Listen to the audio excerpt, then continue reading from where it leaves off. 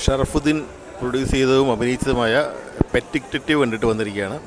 ഒരു നമ്മുടെ ആട് കാണാൻ ആട് ഭീകരജീവിയെന്നൊക്കെ കാണുന്ന ആ ഒരു സ്റ്റൈലൊരു സിനിമയാണ്. ഒരു പിള്ളേർക്ക് പറ്റിയൊരു സിനിമ എന്ന് വെച്ചാൽ കുറേ ചിരിക്കാനുണ്ട്. പിള്ളേർ അങ്ങനെയുള്ളൊരു ലോജിക്കൊന്നും നോക്കി സിനിമ കാണണ്ട, പക്ഷേ നല്ലപോലെ ചിരിക്കാനുണ്ട്. അവസാനത്തെ സീനിലൊക്കെ ഭയങ്കര കോമഡിയാണ് ചെയ്തിരിക്കുന്നത്. ഒരു പിള്ളേർ സ്റ്റൈൽ സിനിമ കേട്ടോ. ഇതൊരു വെക്കേഷൻ ടൈമിൽ റിലീസ് ചെയ്യേണ്ട ഒരു സിനിമയാണ്. അതങ്ങനെ ആവുകയാണെങ്കിൽ കുറേ കൂടെയൊക്കെ വിജയമായേനെ.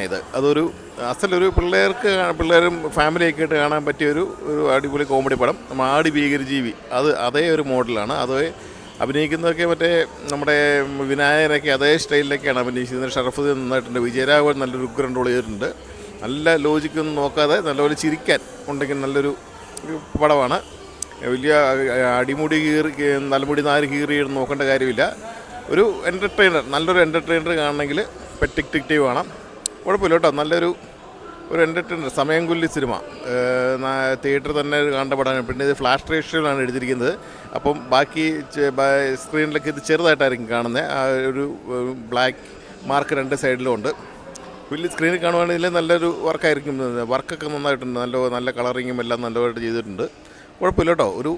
നല്ലൊരു എൻ്റർടൈനർ മൂവി. കുഴപ്പമില്ല. Pet detective.